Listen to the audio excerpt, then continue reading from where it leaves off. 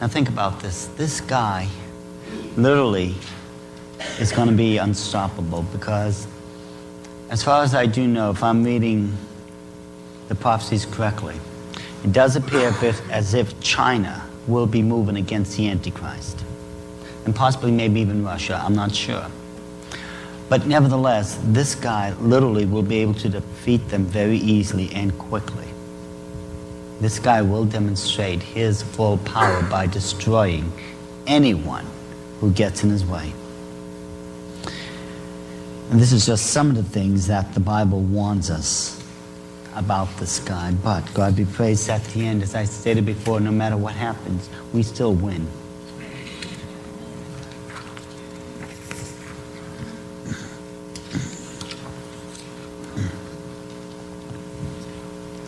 What form of rule is to be given to these communities, if not that despotism which I shall describe to you later? We shall create an intensified centralization of government in order to grip in our hands all the forces of the community. We shall regulate mechanically all the actions of the political life of our subjects by new laws. These laws will withdraw one by one all the indulgences and liberties which have been permitted by the chattel, and our kingdom will be distinguished by a despotism of such magnificent proportions as to be at any moment and in every place in a position to wipe out any chattel who opposes us by deed or word. I still can't get over this one. They are literally just going to stormtroop right over you.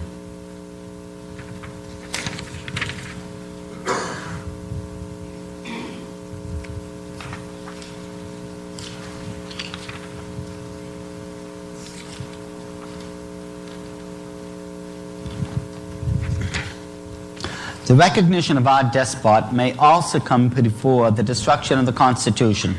The moment for this recognition will come when the people, utterly wearied by the irregularities and incompetence, a matter which we shall arrange for, of their rulers, will clamor away with them and give us one king over all the earth, who will unite us and annihilate the causes of discords, frontiers, nationalities, religions, state debts, who will give us peace and quiet which we cannot find under our rulers and representatives.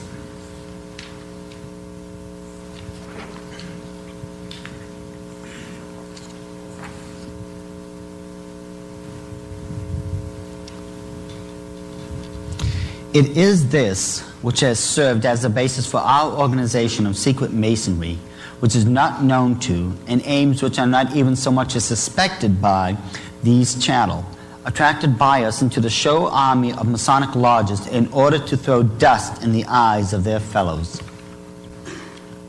Verse 5. And there was given unto him a mouth speaking great things and blasphemies, and power was given unto him to continue 42 months. 3.5 years, or what we know as the tribulation.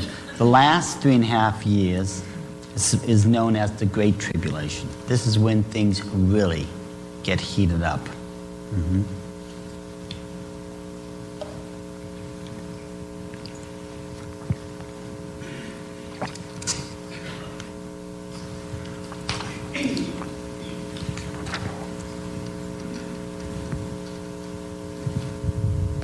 But even freedom might be harmless and have its place in the state economy without injury to the well-being of the peoples if it rested upon the foundation of faith in God, upon the brotherhood of humanity, unconnected with their conception of equality, which is negated by the very laws of creation, where they have established subordination.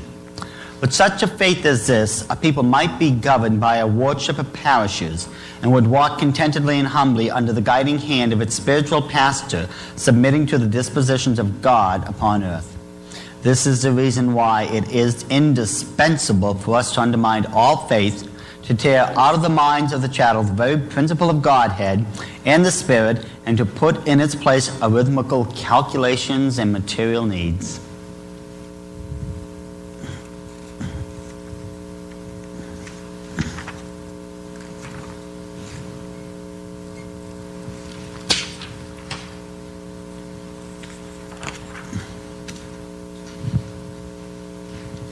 When we come into our kingdom, it will be undesirable for us that there should exist any other religion than ours.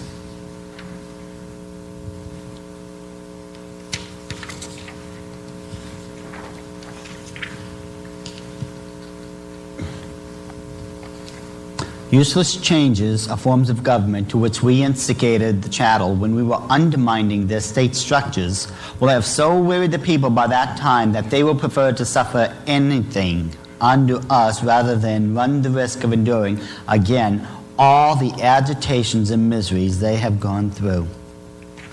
So this guy is not only going to speak out against God and his children, but he's also going to make everyone's lives completely miserable. Verse 6.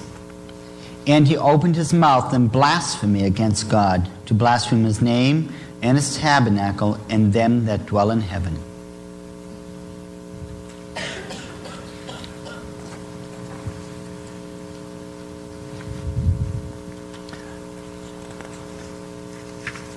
By want and the envy and hatred which it engenders, we shall move the mobs, and with their hands we shall wipe out all those who hinder us on our way.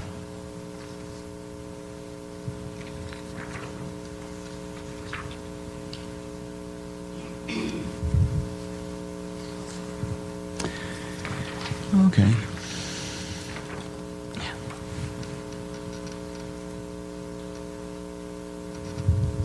When the hour strikes for our sovereign Lord of all the world to be crowned, it is these same hands which will sweep away everything that might be a hindrance thereto.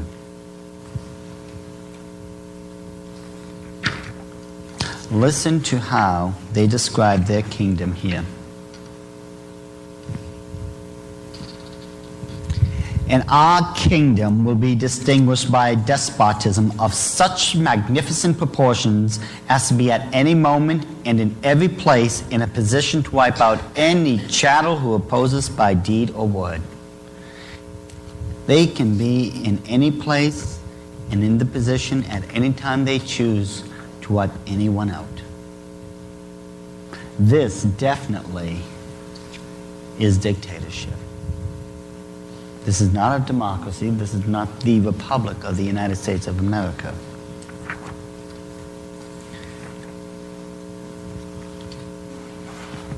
We must be in a position to respond to every act of opposition by war with the neighbors of that country which dares to oppose us. But if these neighbors should also venture to stand collectively together against us, then we must offer resistance by a universal war. And there will be a third world war. They're planning it right now. And if they get their way, it will be a nuclear one. Now, if they're smart, it won't be. Okay, this man is going to have power over all the world and over the Christians. You know, anyone who opposes him, that's it. Verse 7. And it was given unto him to make war with the saints and to overcome them. And power was given over him, and power was given over all kindreds and tongues and nations.